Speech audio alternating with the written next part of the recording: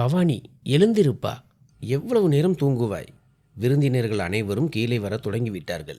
மறந்து விடாதே, நாளை உனக்கு திருமணம் என்று ரியா 4வது முறையாக வந்து பவானியை எழுப்பினாள்.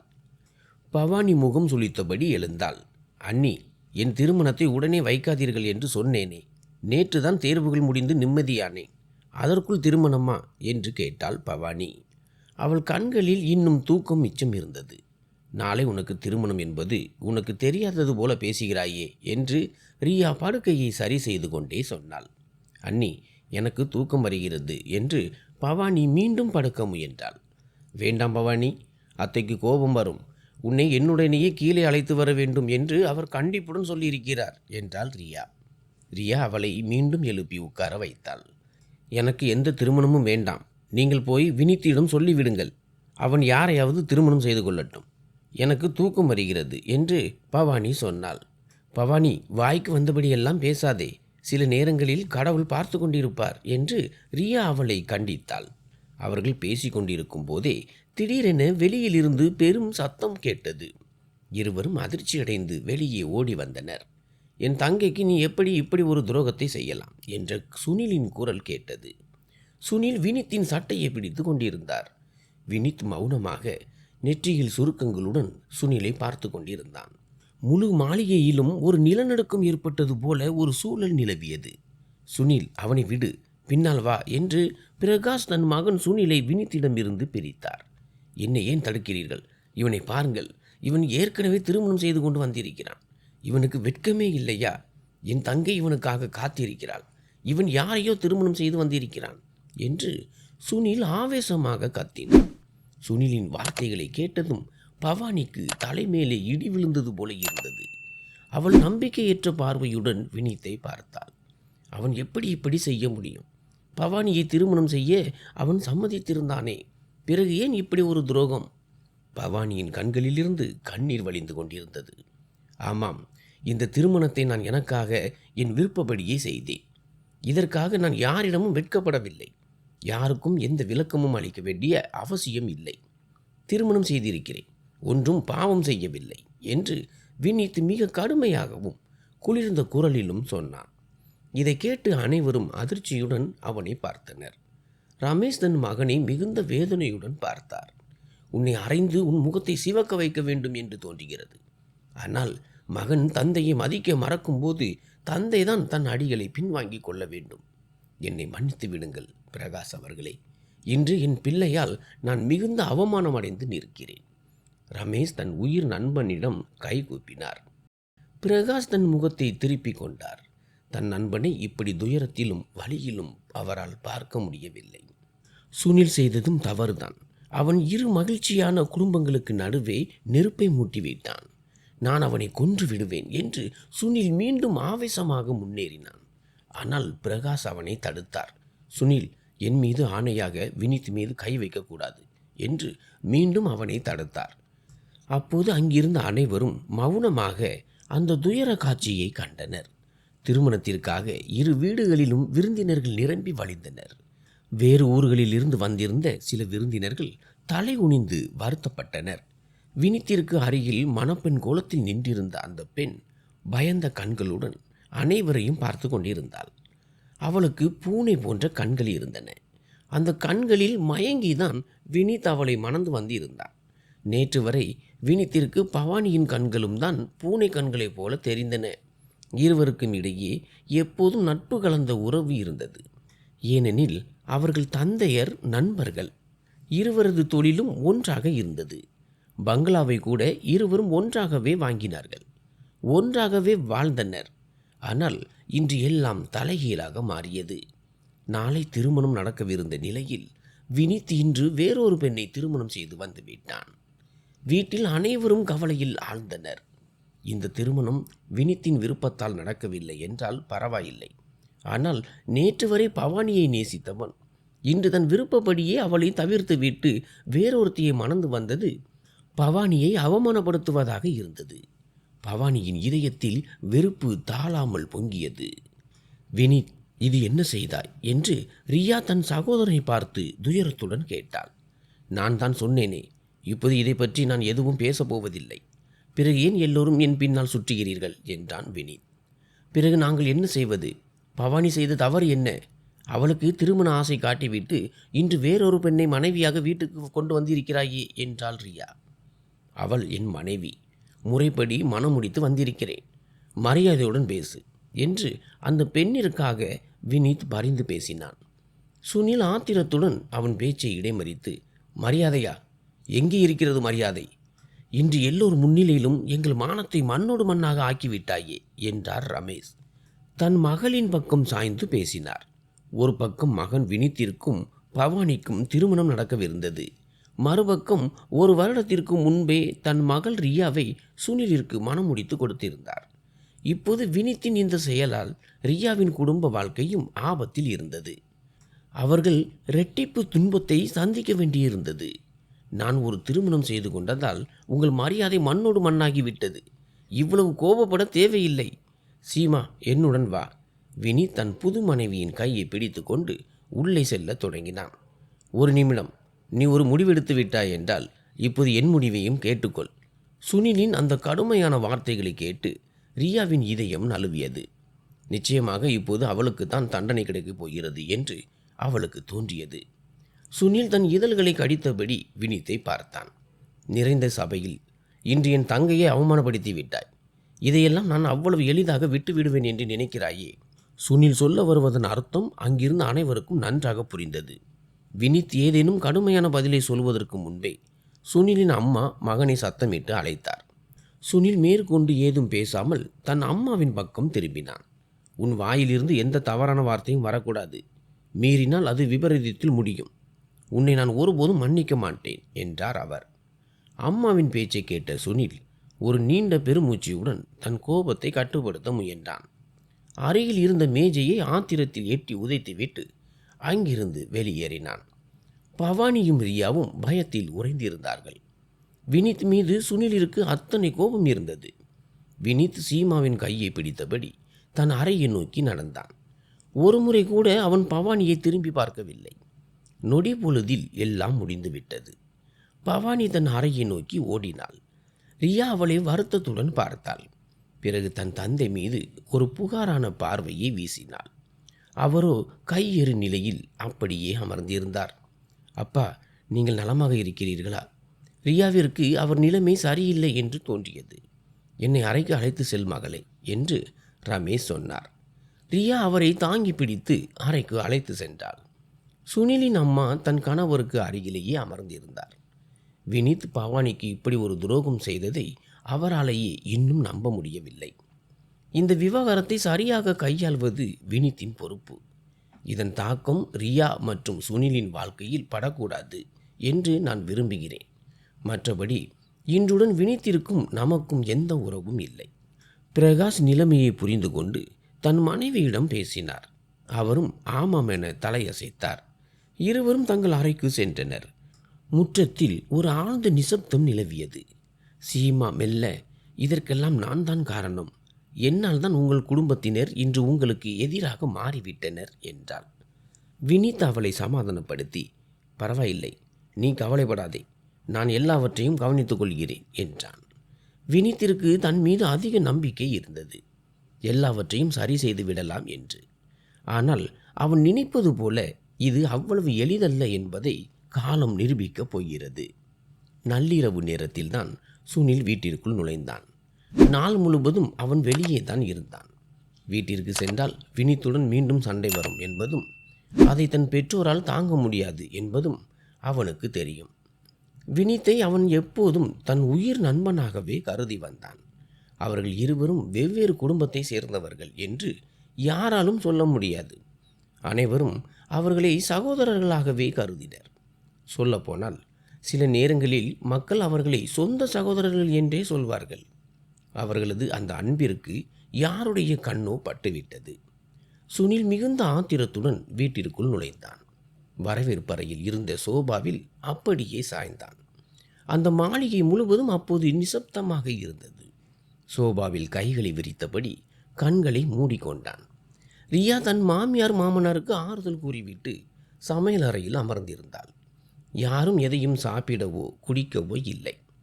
திருமணத்திற்காக வெளியே ஆர்டர் செய்யப்பட்டிருந்த உணவு அனைத்தையும் சுனில் அனாதை இல்லத்திற்கு அனுப்பி வைத்திருந்தான். திருமணம் ரத்து செய்யப்பட்ட செய்தி அனைவருக்கும் தெரிந்திருந்தது. அந்த சூழலில்தான் சுனில் வீட்டிற்குள் வந்தான். ரியா களைப்புடன் சமையல் அறையிலிருந்து தன் அறைக்கு சென்று கொண்டிருந்தாள். ஏதோ சத்தம் கேட்டு திடுக்கிட்டு வரவேற்பறைக்கு வந்தாள். சுனில் அப்படி தளர்ந்து போய் அமர்ந்திருப்பதை பார்த்த ரியாவின் இதயம் கனத்தது. மெல்ல தன் கண்ணீரை துடைத்து கொண்டு அவன் அருகில் அமர்ந்தாள். அவன் முழங்கால் மீது கை வைத்து அவன் கவனத்தை திருப்ப முயன்றாள். சுனில் கண்களை திறந்து ஒரு முறை ரியாவை பார்த்தான். அவன் கண்களில் இருந்த அந்த வேதனையை பார்த்த ரியாவின் இமைகள் துடித்தன. அவன் நேராக நிமிர்ந்து அமர்ந்தான். ரியா வைத்திருந்த கையை உதறி தள்ளினான். ரியாவின் நெஞ்சில் ஒரு கத்தி குத்தியது போன்ற வலி ஏற்பட்டது. அவள் தன் தலையை இரு கைகளுக்கிடையே புதைத்து கொண்டு கண்களை இறுக்க மூடி நின்றாள். ரியாவிற்கு சொல்வதற்கு எதுவும் இல்லை. மிகுந்த தைரியத்தை திரட்டி கொண்டு அவனிடம் வந்தவள் அவன் கையை உதறியதும் அந்த தைரியத்தையும் இழந்து விட்டாள். கண்ணீரை துடைத்தபடி அமைதியாக எழுந்தாள். சுனிலின் மூளையில் அப்போது போர்க்களமே நடந்து கொண்டிருந்தது. அவனது பார்வை மூடியிருந்த வினித்தின் அறையை நோக்கி ஒரு முறை சென்றது. பிறகு தன் தங்கை பவானியின் அறையை நோக்கி திரும்பினான். அப்போது நள்ளிரவு 1 மணி இருக்கும். அவன் பவானியை சந்திக்க விரும்பினான். அவளுக்கு ஒரு அண்ணனாக துணை நிற்க விரும்பினான். ஆனால் இது அதற்கான சரியான நேரம் அல்ல. அவன் மௌனமாக எழுந்து தன் அறைக்கு சென்றான். ரியா குளியல் அறையிலிருந்து வெளியே வந்தபோது அவன் அறைக்குள் வருவதை பார்த்தாள். ஆனால் பார்வையை தாழ்த்தி கொண்டு படுக்கையை நோக்கி சென்றாள். வினித் செய்த தவறுக்காக தனக்கும் ஏதோ ஒரு தண்டனை கிடைக்கும் என்பதை அவள் அறிந்திருந்தாள். அந்த தண்டனை ஒருவேளை சுனில் அவளை தள்ளி வைத்து தருவதாக இருக்கலாம். சுனில் குளிக்க சென்றான். இருவருக்கும் இடையே ஒரு ஆழமான மௌனம் நிலவியது. அதை யாராலும் உடைக்க முடியவில்லை. தலையணையில் தலை வைத்த ரியாவின் கண்கள் மீண்டும் கண்ணீரால் நிறைந்தன. பவானியை நினைத்து அவள் மனம் கலங்கியது. சகோதரன் வினித் பவானியை நேசித்தான். அவனே அவளை திருமணம் செய்து கொள்ள ஆசைப்பட்டான். பிறகு எப்படி திடீரென்று வேறொரு பெண்ணை திருமணம் செய்து வீட்டிற்கு அழைத்து வந்தான்? யாரிடமும் சொல்லாமல் திடீரென இப்படி எப்படி செய்ய முடிந்தது? அனைவர் தலையிலும் இடியை தூக்கி போட்டிருந்தான். ஏதோ ஒரு விஷயத்தை அவன் மறைக்கிறான் என்பது மட்டும் உறுதி. ஏதோ ஒன்று புரியவில்லை. ரியாவின் தலையில் வலி தெரித்தது. அவள் திடுக்கிட்டு எழுந்து அமர்ந்தாள். சுனில் இதையெல்லாம் எப்படி தாங்குவார்? வினித், உன்னை நான் ஒருபோதும் மன்னிக்க மாட்டேன். என் அப்பாவி பவானிக்கு எவ்வளவு பெரிய துயரத்தை கொடுத்து விட்டாய். இன்று நீ வாழ்நாள் முழுவதும் மன்னிப்பு கேட்டாலும் நான் உன்னை மன்னிக்கப் போவதில்லை. அவள் விக்கல்களுக்கு இடையே அழுது கொண்டே வினித்தை பற்றி புலம்பினாள். எதற்காக இப்படி ஒப்பாரி வைக்கிறாய் என்று ரியாவின் நிலையை பார்த்த சுனில் ஆத்திரத்துடன் கேட்டான். ரியா தன் கண்ணீரை துடைத்து கொண்டு சுனிலை பார்த்தாள். தன் சிவந்த கண்களால் அவனை நோக்கினாள். சுனில் இதழ்களை கடித்தபடி நெற்றியில் சுருக்கங்களுடன் தன் முகத்தை திருப்பிக் கொண்டான். என் முன்னால் இந்த நாடகமெல்லாம் தேவையில்லை. உன் சகோதரன் செய்த காரியத்திற்கு பிறகு உன்னுடைய எந்த கண்ணீரும் எந்த பேச்சும் வினித்தை யாராவது மன்னிப்பார்கள் என்பதை நிரூபிக்க முடியாது.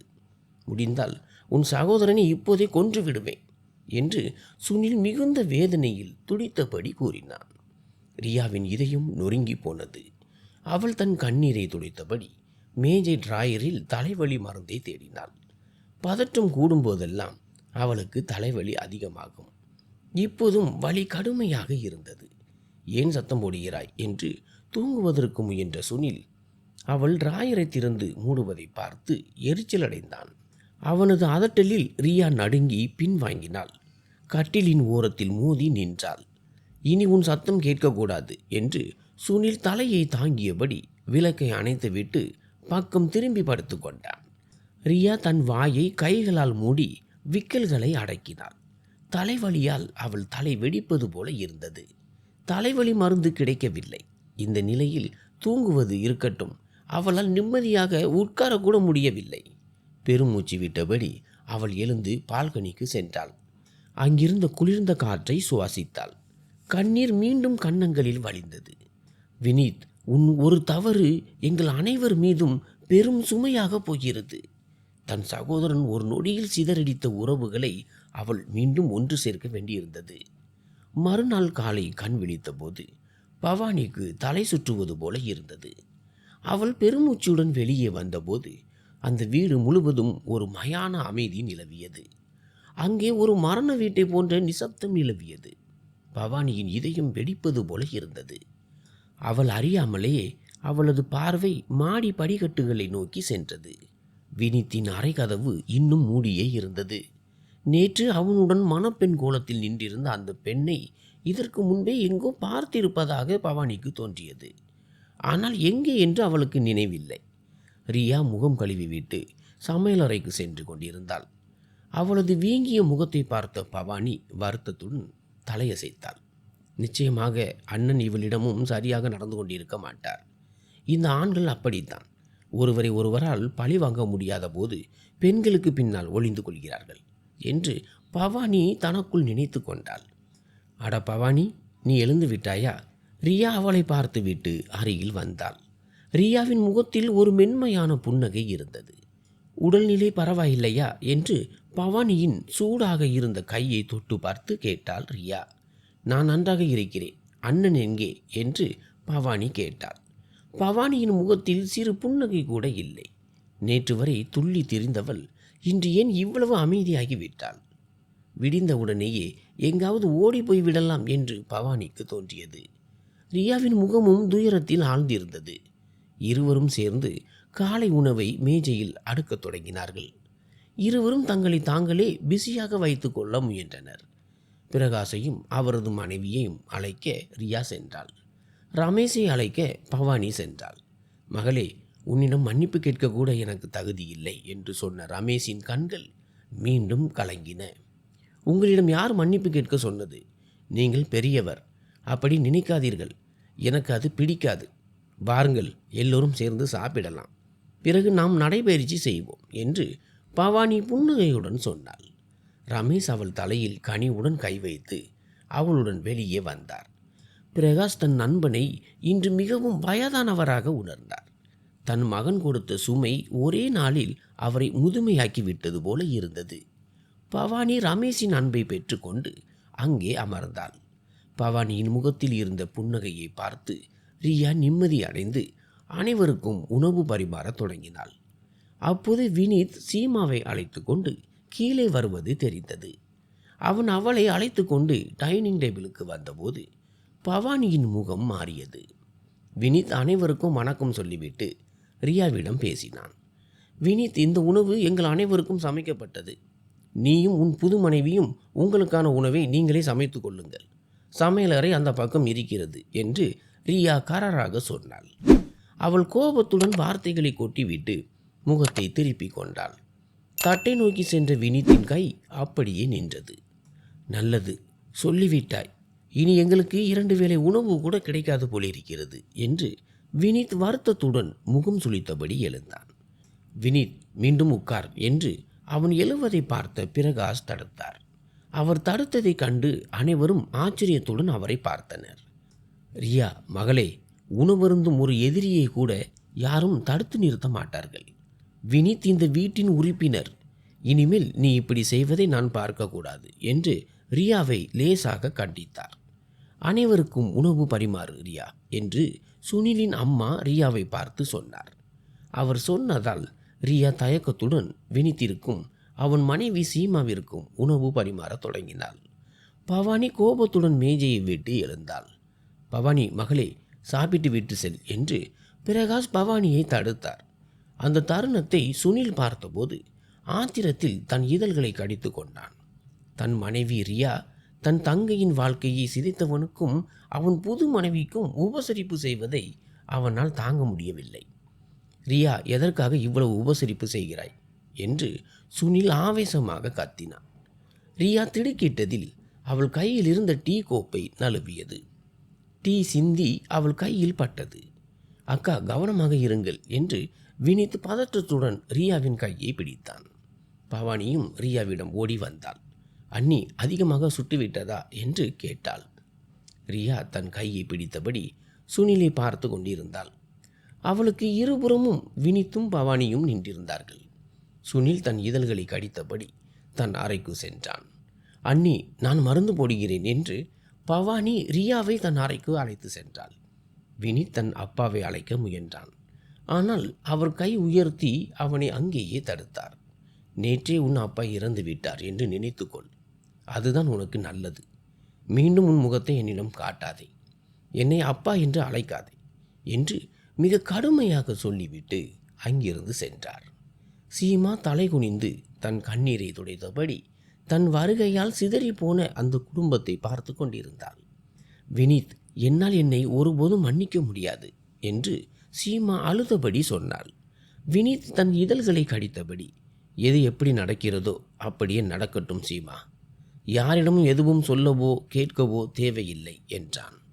வினித்திற்கும் இப்போது இந்த சூழல் கோபத்தை ஏற்படுத்தியது. இவர்களெல்லாம் அவனுடைய சொந்தங்கள்தான். ஆனால் பெயருக்குத்தான் சொந்தங்கள். உண்மையாக இருந்திருந்தால் அவன் வேதனையை புரிந்து கொண்டிருக்க மாட்டார்களா? அவன் தலையை உலுக்கி கொண்டு அறையை விட்டு வெளியே வந்தான்.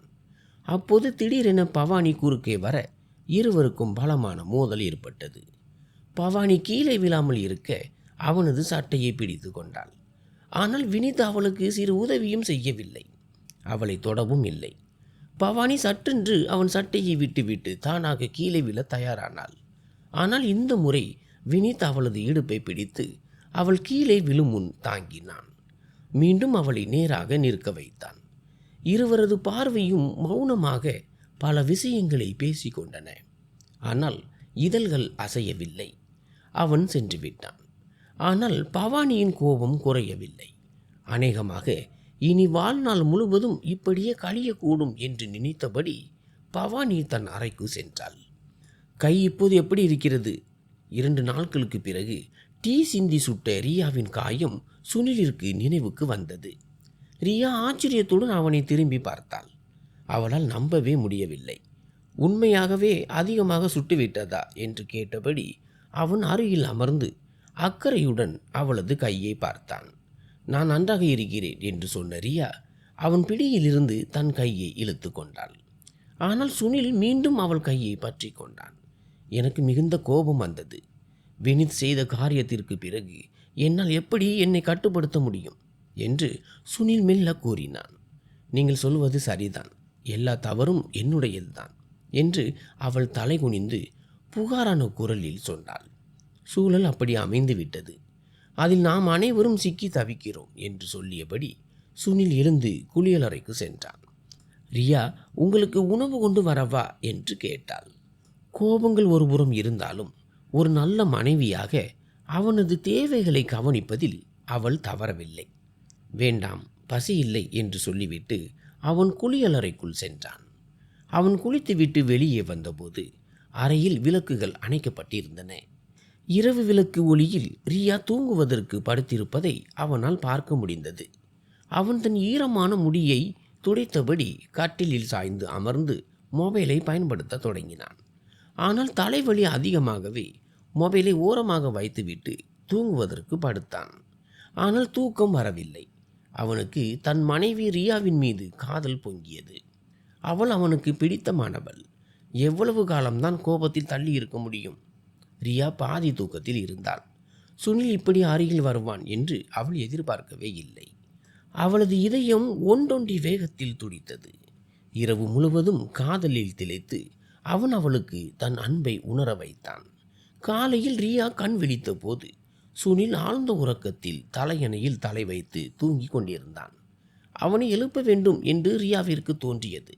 ஆனால் அவனது உறக்கத்தை கெடுக்க விரும்பாமல் மெல்ல சத்தம் போடாமல் எழுந்து குளியலறைக்கு சென்றாள். அவள் குளித்துவிட்டு வந்தபோது சுனிலும் விழித்திருந்தான். ஆனால் கண்களை மூடிக்கொண்டு கட்டிலில் சாய்ந்து அமர்ந்திருந்தான். விழித்து விட்டீர்களா என்று ரியா புன்னகையுடன் கேட்டாள். அவன் ஒரு கணம் கண் திறந்து அவளை பார்த்தான்.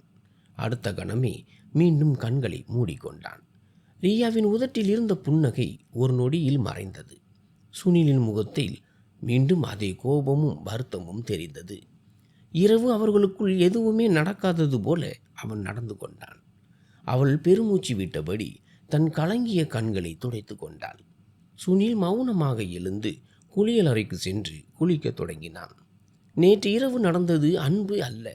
சுனிலிற்கு என் உடலின் மீது தான் பசி இருந்திருக்கிறது. அந்த பசியை அவன் தீர்த்து கொண்டான் என்று ரியா நினைத்தாள். கண்ணீர் வழிய தன் தலைமுடியை ஆவேசமாக வாரத் தொடங்கினாள். சீப்பில் நிறைய முடி உடைந்து வருவதை பார்த்தபோது அவளுக்கு இன்னும் வலியாக இருந்தது. ரியா, இது என்ன முட்டாள்தனம்! அறிவில்லாதவள் போல என் முடியை இப்படி வாரிக்கொண்டே இருக்கிறாய் என்று வெளியே வந்த சுனில் அவளை பார்த்து கத்தினான். என்னை விடுங்கள் என்று தன் கையை ஆத்திரத்துடன் விடுவித்து கொண்டு மீண்டும் வேகமாக வாரினாள். பைத்தியம் பிடித்து விட்டதா உனக்கு? எல்லா முடியும் கொட்டுகிறது. அறை வாங்கப் போகிறாயா என்று சுனில் கோபமாக கேட்டான். அடியுங்களேன், உங்கள் கைக்கு வேலை கிடைக்கும், உங்கள் உள்ளத்திற்கும் ஆத்திரம் குறையும் என்று சொல்லி தன் கன்னத்தில் வழிந்த கண்ணீரை தேய்த்து துடைத்தாள். அவளது கன்னங்கள் சிவந்து போயின. ஏன் இவ்வளவு கோபம் என்று இம்முறை சுனில் மென்மையான குரலில் கேட்டான். என் கையை விடுங்கள், உங்களுக்கு வேண்டியது கிடைத்து விட்டது அல்லவா, இனி இந்த நாடகத்தை நிறுத்தி கொள்ளுங்கள் என்றாள் ரியா. ரியாவின் வார்த்தைகள் சுனிலின் மூளையை ஒரு நொடியில் குழப்பியது. என்ன உளறுகிறாய்? மீண்டும் ஒரு முறை இப்படி சொல்லாதே என்று அவளது தலைமுடியை சுருட்டி பிடித்து முகத்தை அவன் பக்கம் திருப்பி கழுத்தை ஆட்டினான். சுனில், என் முடி வலிக்கிறது என்று அவள் அலறினாள். என் அன்பும் காதலும் உனக்கு காமமாக தெரிகிறதா? அதற்காகத்தான் உன்னிடம் வருகிறேன் என்று நினைக்கிறாயா? சரி, இனிமேல் நான் உன்னிடம் வரவே மாட்டேன், போதுமா என்று கோபத்தில் கத்தினான். அவளது முடியை விட்டுவிட்டு தன் மொபைல், பர்ஸ் மற்றும் கைகடிகாரத்தை எடுத்து கட்டிக்கொண்டான். தலைவலி தாங்க முடியாமல் ரியா அப்படியே தரையில் அமர்ந்தாள். அவளது கண்களுக்கு முன்னே இருள் படர்ந்தது. சுனில் திரும்பி வந்து அவளை பார்த்தான். அவள் கீழே அமர்ந்திருப்பதை பார்த்ததும் அவளிடம் ஓடி வந்தான். எழுந்திரு ரியா, கண்களை திற என்று அவளது கன்னத்தை தட்டி எழுப்பினான். அவளுக்கு தலைவலி வரும் என்று அவனுக்கு தெரியும். இருந்தாலும் அவளை துன்புறுத்தி விட்டான். அவளை கட்டிலில் அமர வைத்து தண்ணீரை அவளது இதழ்களுக்கு அருகில் கொண்டு சென்றான். நீ நலமாக இருக்கிறாய் அல்லவா என்று கேட்டபடி மெல்ல அவளது தலையை நீவி தன் மார்போடு அணைத்து கொண்டான். அவன் மார்பில் சாய்ந்து ரியா தேம்பி தேம்பி அழுதாள். சுனில் அவளது நெற்றியில் முத்தமிட்டான். அவன் முத்தமிட்ட போது அவளுக்குள் ஒரு நிம்மதி பரவுவதை உணர்ந்தாள். காலம் இப்படியே நகரத் தொடங்கியது. சீமாவை அந்த வீட்டின் மருமகளாக அனைவரும் ஏற்றுக்கொண்டனர். அதை தவிர வேறு வழியும் இருக்கவில்லை. பவானி கல்லூரியில் சேர்ந்தாள். தனக்கும் வினித்திற்கும் திருமணம் நடக்கவிருந்தது என்பதையே அவள் மறந்துவிட்டாள். அவள் தன் வாழ்க்கையில் மகிழ்ச்சியாக இருந்தாள். சீமா கர்ப்பமானாள். அதே சமயம் ரியாவும் கர்ப்பமாக இருந்தாள். பவானி ரியாவை மிக கவனமாக பார்த்து கொண்டாள். அவளை எந்த வேலையும் செய்ய விடவில்லை. ஒரு நாள் திடீரென சீமாவிற்கு பிரசவ வலி ஏற்பட்டது. அப்போது அவளுக்கு அருகில் யாரும் இல்லை. வலியால் துடித்த அவளது கண்களுக்கு முன்னே இருள் படர்ந்தது. யாரையாவது உதவிக்கு அழைக்க கூட அவளுக்கு தெம்பில்லை. அவள் மிகுந்த சிரமத்துடன் எழுந்து வெளியே வந்தாள். வலியை தாங்க முடியாமல் அவளது முகம் வெளுத்து போனது. படிக்கட்டுகளில் இறங்க முயன்ற போது அவள் நிலை தடுமாறினாள். பவானி விரைந்து வந்து அவள் கீழே விழாமல் காப்பாற்றினாள். நீ நலமாக இருக்கிறாயா என்று பவானியின் பதற்றமான குரலை கேட்டு சீமா கண்களை திறந்தாள். தயவு செய்து என் குழந்தையை காப்பாற்றுங்கள் என்று அழுதாள். பவானி உடனே அம்மா, அப்பா, அண்ணி என அனைவரையும் அழைத்தாள். சீமாவின் நிலைமையை பார்த்த பவானிக்கு கை கால்கள் நடுங்க தொடங்கின. சுனிலின் அம்மாவும் பவானியும் சேர்ந்து சீமாவை காரில் ஏற்றினர். நானும் வருகிறேன் என்று ரியா பதற்றத்துடன் சொன்னாள். வேண்டாம், உன் உடல்நிலை இப்போது சரியில்லை, நீ வீட்டிலேயே இரு, வினித்திடம் பேசு, நாங்கள் சீமாவை மருத்துவமனைக்கு அழைத்து செல்கிறோம் என்று கூறிவிட்டு டிரைவர் மற்றும் பவானியுடன் சீமாவை மருத்துவமனைக்கு அழைத்து சென்றனர். அங்கே சீமாவிற்கு சிகிச்சை நடந்து கொண்டிருந்தது. திடீரென மருத்துவர் வந்து, உங்களில் பவானி யார் என்று கேட்டார். பவானியும் சுனிலும் அம்மாவும் அதிர்ச்சியடைந்தனர். நோயாளி உங்களை உள்ளே அழைக்கிறார், அவரது நிலைமை மிகவும் மோசமாக உள்ளது, தயவு செய்து அவரது கணவரை வர சொல்லுங்கள் என்றார் மருத்துவர். அவரது குரலில் இருந்த பதற்றம் சுனிலின் அம்மாவை நடுங்க செய்தது. பவானி உள்ளே சென்றபோது சீமாவிற்கு ஆக்சிஜன் முகமூடி பொருத்தப்பட்டிருந்தது. அவளுக்கு ஊசி மூலம் மருந்துகள் ஏற்றப்பட்டிருந்தன. அதனால் வலி சற்றே குறைந்திருந்தது. அதனால் தான் பவானியை அழைத்திருந்தாள். அவள் சொன்ன விஷயத்தை கேட்ட பவானிக்கு காலடியில் பூமி நழுவுவது போல இருந்தது. அவள் வெளியே வந்தபோது வினித்தும் சுனிலும் அங்கே வந்திருந்தனர். பவானி வினித்தை ஒரு விசித்திரமான பார்வையால் பார்த்தாள். அவளது அந்த பார்வையின் அர்த்தம் வினித்திற்கு புரியவில்லை. அம்மா மற்றும் குழந்தை இருவரது நிலையுமே கவலைக்கிடமாக உள்ளது. இருவரையும் காப்பாற்ற முயல்கிறோம் என்றார் மருத்துவர். டாக்டர், எப்படியாவது அம்மாவை காப்பாற்றுங்கள் என்ற வினித்தின் வார்த்தைகளை கேட்டு மருத்துவர் மௌனமாக திரும்பினார். அந்த முழு நேரமும் பவானியின் பார்வையின் வெப்பத்தை வினித் தன் மீது உணர்ந்து கொண்டிருந்தான்.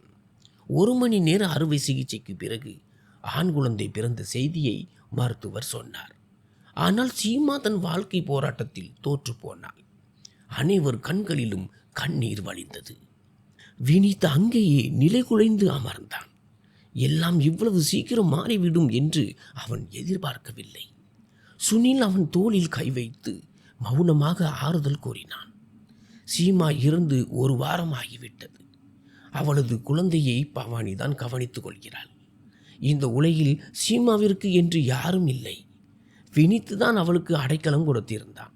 இன்று சீமாவின் ஆத்மா சாந்தியடைய வீட்டில் வழிபாடு ஏற்பாடு செய்யப்பட்டிருந்தது. மகளே, சிபுவை பார், அவன் ஏன் இப்படி அழுது கொண்டே இருக்கிறான்? வினித்தின் அம்மா சிபுவை பவானியிடம் கொடுத்தார். பவானி குழந்தையை தூக்கி கொண்டு வினித்தின் அறையை நோக்கி நடந்தாள்.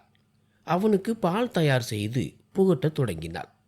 குழந்தைக்கு தேவையான அனைத்தும் அந்த அறையிலேயே இருந்தன. அவள் பாலை தயார் செய்து குழந்தையின் இதழ்களில் வைத்தபோது அதே நேரத்தில் வினித் குளித்துவிட்டு வெளியே வந்தான். பவானி திடுக்கிட்டு எழுந்து நின்றாள். அவன் முடியை துடைத்து கொண்டு வந்தான். நீ இங்கேயா என்று அவன் புருவத்தை சுருக்கி கேட்டான். நீங்கள் அறையில் இருப்பது எனக்கு தெரியாது. தெரிந்திருந்தால் வந்திருக்க மாட்டேன் என்று பவானி கராராக பதிலளித்தாள். ஏன், என்னை பார்த்தால் உனக்கு வெறுப்பாக இருக்கிறதா என்று வினித் கேட்டான். அவனது வார்த்தைகள் பவானியை பாதித்தன. அவள் மௌனமாக நின்றாள். இல்லை, வெறுப்பு வருவதற்கு முதலில் அன்பு இருந்திருக்க வேண்டும்.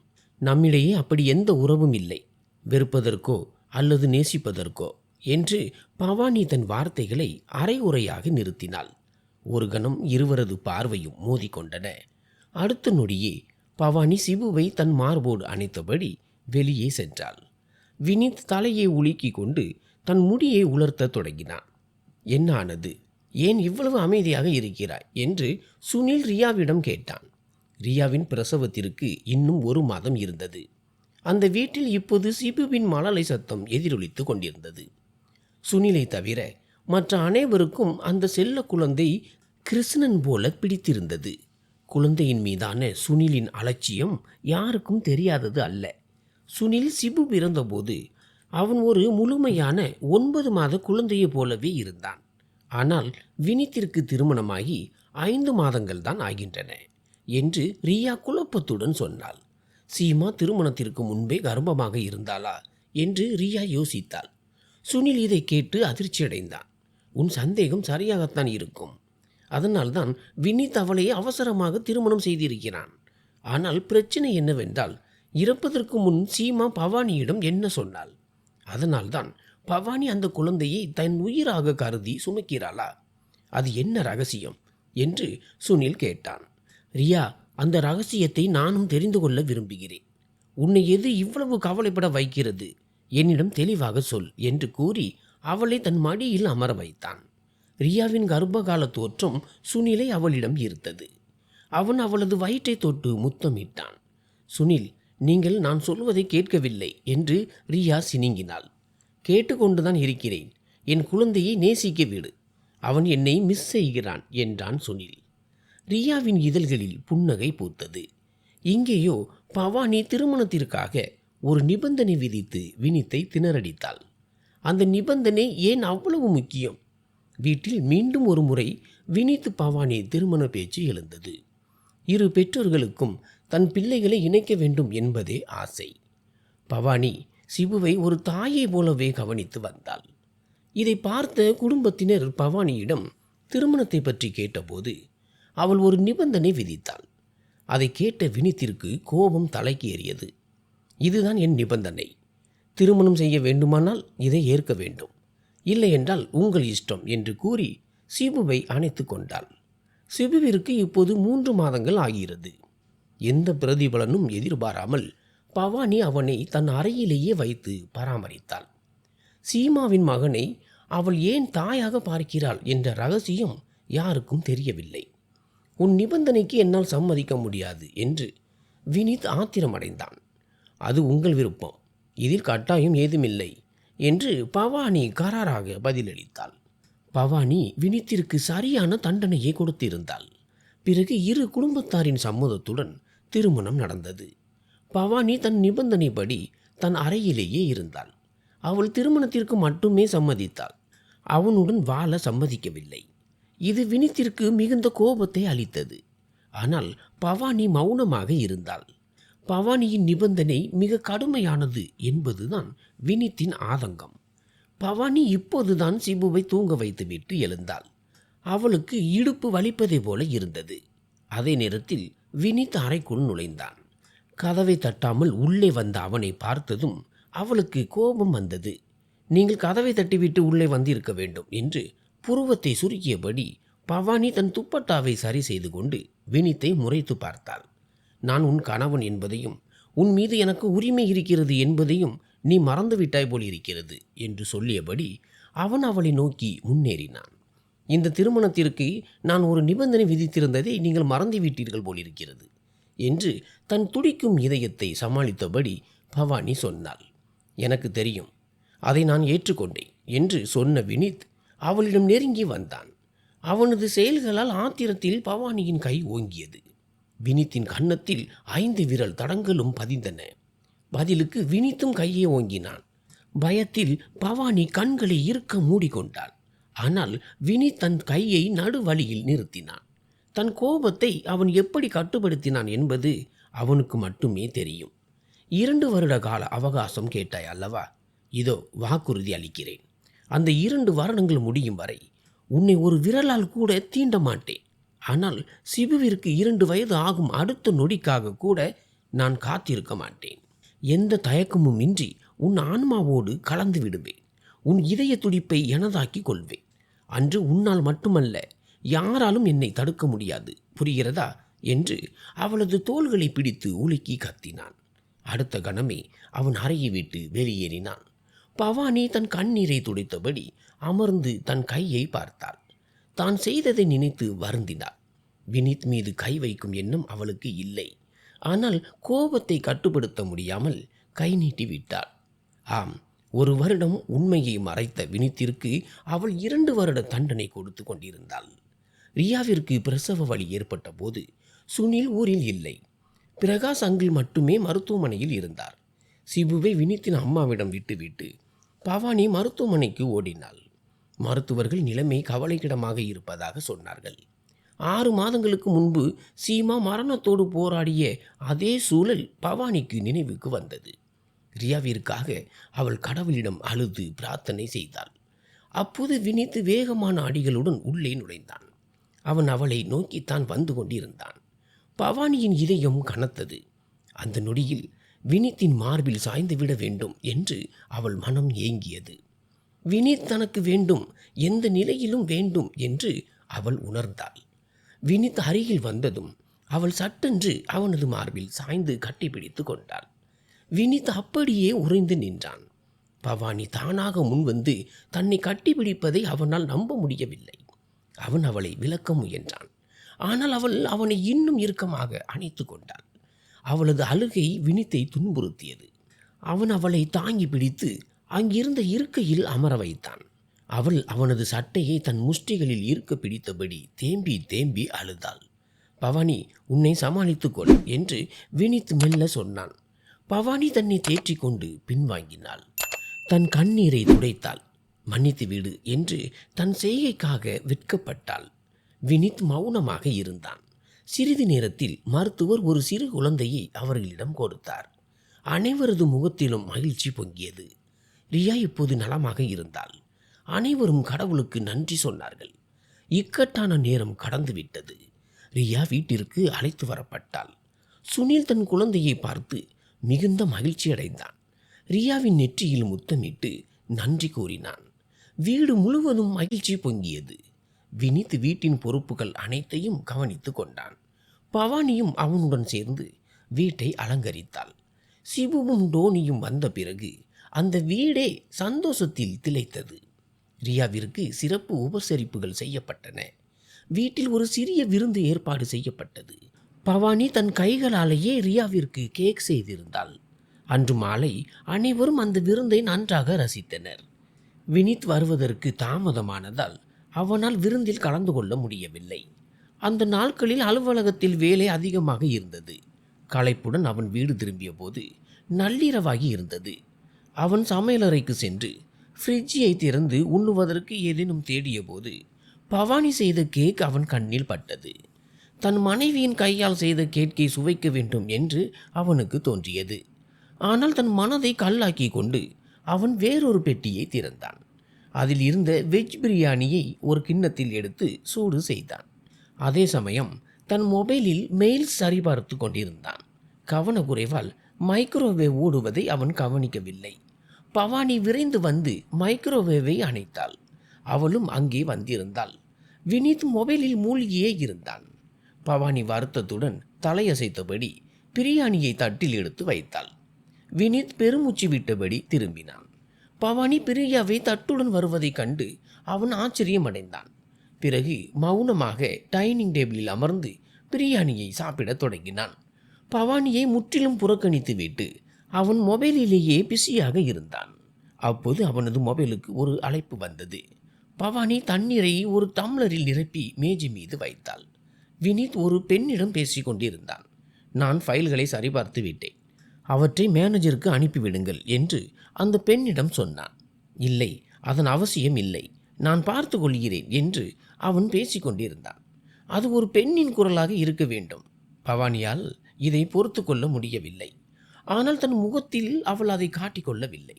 வினித் தண்ணீரை அருந்திவிட்டு அழைப்பை துண்டித்தான். அவன் மேஜையை விட்டு எழுந்தான். 2-3 ஸ்பூன்கள் மட்டும் அவன் சாப்பிட்டிருப்பான். வினித், நீங்கள் உணவை முடிக்கவில்லையே என்று பவானி அவனை தடுத்தாள். அவள் டீ தயாரித்து கொண்டே அவனை கவனித்து சொன்னாள். இவ்வளவுதான் பசி என்று அவன் கனத்த குரலில் சொல்லிவிட்டு சமையலறையை விட்டு வெளியேறத் தொடங்கினான். வினித் என்று பவானி மீண்டும் அழைத்தாள். அவன் அவளை கேள்வியோடு பார்த்தான். என் மீது கோபமா என்று மெதுவாக கேட்டாள். இல்லை என்று அவன் ஒரே வார்த்தையில் பதிலளித்தான். உங்கள் நடத்தையை பார்த்தால் என் மீது கோபமாக இருப்பது போலத்தான் தெரிகிறது என்று பவானி அவனது வலியை மறித்து சொன்னாள். அவன் தன் இதழ்களை கடித்தபடி நெற்றியில் சுருக்கங்களுடன் நின்றான். ஏன் பேச மாட்டேன் என்கிறீர்கள் என்று பவானி கேட்டாள். இன்னும் 1 வருடம் 6 மாதங்கள் மீதி இருக்கிறது, என்னை போகவிடு, அதன் பிறகு பேசுகிறேன் என்று வினித் மிக கடுமையாக பதிலளித்தான். அவன் தன் அறைக்கு சென்றான். அன்றுதான் பவானிக்கு தெரிந்தது தான் ஆத்திரத்தில் விதித்த நிபந்தனை வினித்தை எவ்வளவு தூரம் பாதித்திருக்கிறது என்று. இப்போது அவள் தன் நிபந்தனையை நினைத்து மிகவும் வருந்தினாள். அவனுக்கு தண்டனை கொடுப்பதாக நினைத்து தனக்கு தானே தண்டனை கொடுத்து கொண்டாள். இப்போது காத்திருப்பதை தவிர அவளால் வேறொன்றும் செய்ய முடியாது. இன்று சிபுவின் முதல் பிறந்த நாள். அதை பவானி மிகவும் கோலாகலமாக கொண்டாட விரும்பினாள். ஆனால் வினித் ஊரில் இல்லை. அவள் அவனுக்காக நீண்ட நேரம் காத்திருந்தாள். அவனுக்கு அழைப்பு விடுத்தாள். ஆனால் அவன் எடுக்கவில்லை. நள்ளிரவு வரை காத்திருந்தும் அவன் வரவில்லை. பவானி, குழந்தையை வைத்து கேக் வெட்டு, வினித்திற்கு ஏதோ முக்கிய வேலை இருந்திருக்கும், அதனால்தான் அவனால் வர முடியவில்லை என்று சுனில் அவளது வாடிய முகத்தை பார்த்து அன்புடன் சொன்னான்.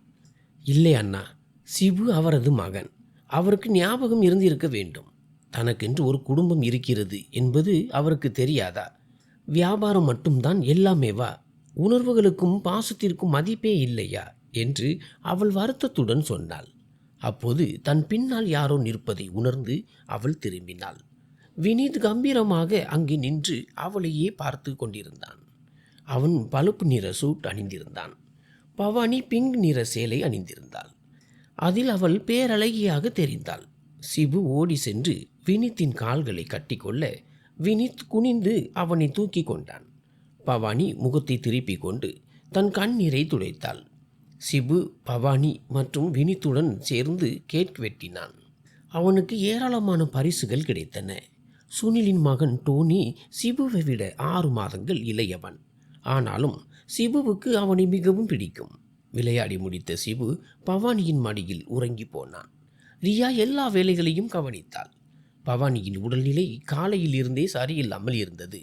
அதனால் ரியா அவளை அறைக்கு அனுப்பி வைத்தாள். சுனிலும் ரியாவும் சிரித்து பேசிக்கொண்டே இடத்தை சுத்தம் செய்தனர்.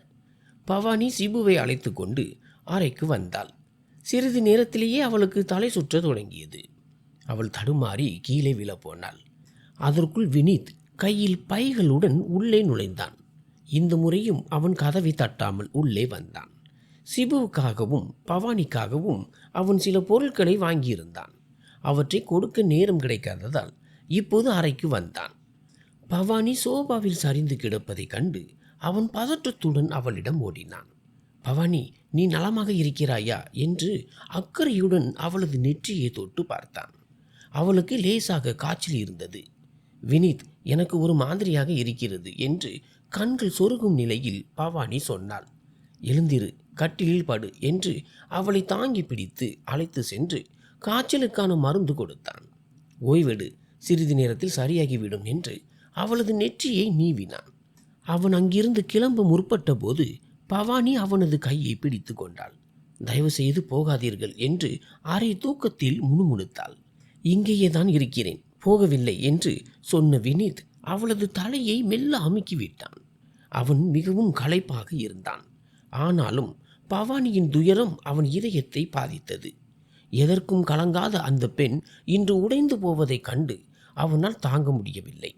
அவன் நீண்ட நேரம் அவளுக்கு அருகிலேயே அமர்ந்திருந்தான். அவளது முகத்தை பார்த்தபடியே நேரத்தை கழித்தான். பவானி இப்போது அவனது அன்பிற்காக ஏங்குவதை அவன் அறிந்திருந்தான். அவள் அவனது துணையை விரும்பினாள். ஆனால் அவளது நிபந்தனை காலம் முடியும் வரை வினீத் அவளிடம் நெருங்க விரும்பவில்லை. அவள் விதித்த நிபந்தனையை ஒரு ஆணாக தான் ஏற்றுக்கொண்டதை அவளுக்கு புரிய வைக்க விரும்பினான். பவானி இப்போது தன் நிபந்தனையை நினைத்து தானே வருந்தி கொண்டிருந்தாள். அவள் ஆழ்ந்த உறக்கத்தில் இருப்பதை பார்த்து அவன் எழுந்தான். சிபுவின் நெற்றியில் முத்தமிட்டு விட்டு அவன் தன் அறைக்கு சென்றான். காலம் சிறகடித்து பறந்தது. இதோ பவானி முழுமையாக அவனுடையவளாக போகும் அந்த நாள் வந்து விட்டது. இப்போது பவானி வெட்கத்தினால் வினீத்திடமிருந்து ஒளிந்தி திரிந்தாள். சிபுவுக்கு 2 வயது ஆகிவிட்டது. ஆனால் அவள் இன்னும் முறைப்படியான விடைபெறுதலுக்கு சம்மதிக்கவில்லை. வினீத் இதை பற்றி மௌனமாக இருந்தான். அவன் தன் நிபந்தனையை அப்படியே ஏற்றது பவானிக்கு ஆத்திரத்தை தந்தது. அவன் நினைத்திருந்தால் அவளது நிபந்தனையை தடுத்திருக்கலாம், காரணம் கேட்டிருக்கலாம், அவளை சமாதானம் செய்திருக்கலாம். ஆனால் வினீத் அவள் சொன்னதை அப்படியே ஏற்றுக்கொண்டான். திருமணத்திற்கு பிறகு முழுதாக 2 ஆண்டுகள் காத்திருந்தான். தானும் தவித்தான், பவானியையும் தவிக்க விட்டான். மகளே, உன் விருப்பப்படியே சிபுவிற்கு 2 வயது ஆகிவிட்டது. இப்போது உன் புகுந்த வீடு செல்ல தாமதம் செய்யக்கூடாது என்று ரமேஷ் அங்கிள் பவானியின் தலையில் கை வைத்து சொன்னார். பிரகாஷ் தன் மகள் பவானியிடம் பேசினார். அப்பா, எனக்கு இன்னும் கொஞ்சம் கால அவகாசம் வேண்டும் என்று பவானி சொன்னாள். வினீத்தின் காதலை நினைக்கும் போது அவளுக்குள் ஒரு நடுக்கம் ஏற்பட்டது. பிரகாஷ் அவளுக்கு பொறுமையாக புரிய வைத்தார். அவளுக்கு புரிந்தது.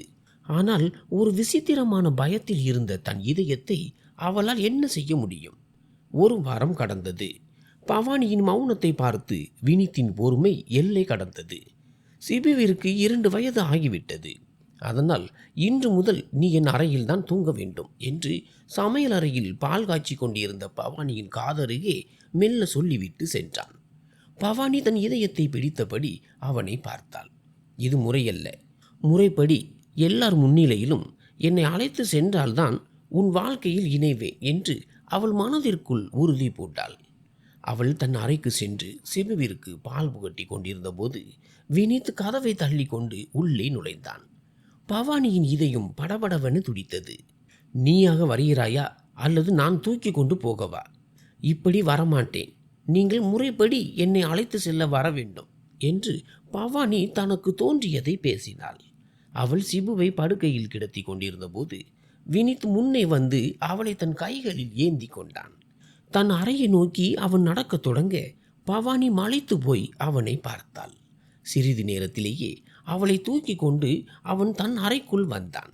அவனது அணைப்பில் இருந்த பவானி, கீழே இறக்கி விடுங்கள், என்ன செய்கிறீர்கள் என்று பதற்றத்துடன் கேட்டாள்.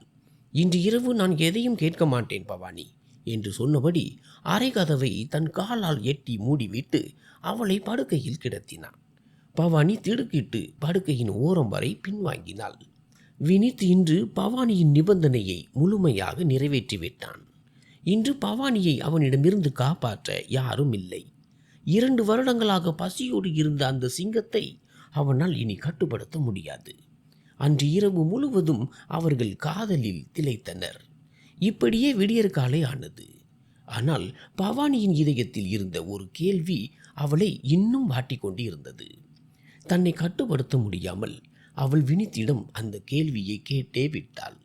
சீமா உன் மனைவி இல்லை என்றால் குடும்பத்தாரிடம் ஏன் பொய் சொன்னாய்? வினித்தின் தலையில் இடி விழுந்தது போல இருந்தது. சீமா என் மனைவி இல்லை என்று உனக்கு எப்படி தெரியும் என்று கேட்டான். ஏனென்றால் இறப்பதற்கு முன் சீமா தன் உண்மையை என்னிடம் கூறிவிட்டாள். நீ அதற்காக இதையெல்லாம் குடும்பத்தினரிடம் மறைத்தாய். எனக்கு ஏன் இவ்வளவு துயரத்தை கொடுத்தாய்? கடந்த 6 மாதங்களை நான் எப்படி தவித்து கழித்தேன் என்பது எனக்குத்தான் தெரியும் என்றாள். அப்போது வினித் சொன்ன அந்த உண்மைகளை கேட்ட பவானிக்கு காலடியில் பூமி நழுவியது. சீமா வினித்தின் நண்பனின் மனைவி. சீமா வினய் என்பவரை தன் குடும்பத்தாரை பகைத்து கொண்டு காதல் திருமணம் செய்திருந்தாள். வினயின் குடும்பத்தினர் சீமாவை ஏற்க தயாராக இல்லை. அதனால் அவர்கள் தனியாக வாழ்ந்து வந்தனர். வினய் தன் குடும்பத்தின் ஒரே வாரிசு. அதனால் அவனது தந்தை அனைத்து சொத்துகளையும் வினயின் பெயரில் எழுதி வைத்திருந்தார். வினயின் தந்தைக்கு திடீரென மாரடைப்பு ஏற்பட்ட போது அவர் வினயை அழைத்து சொத்துக்கள் அனைத்தையும் வினைக்கு பிறக்கப் போகும் குழந்தையின் பெயரில் எழுதி வைத்து விட்டார்.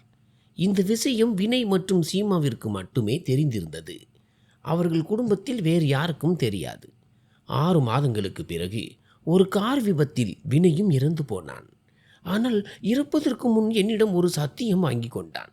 என் மனைவியை என் குடும்பத்தாரிடமிருந்து காப்பாற்று. அவளுக்கும் என் குழந்தைக்கும் சேர வேண்டிய உரிமைகளை பெற்றுத்தந்து என் குழந்தையின் எதிர்காலத்தை பாதுகாப்பாயா என்று கேட்டான். நான் வினயருக்கு வாக்கு கொடுத்து விட்டேன். ஆனால் சீமாவை எங்கே வைப்பது என்று எனக்கு புரியவில்லை. வினயின் குடும்பத்தார் சீமாவை தீர்த்து கட்ட துடித்து கொண்டிருந்தார்கள்.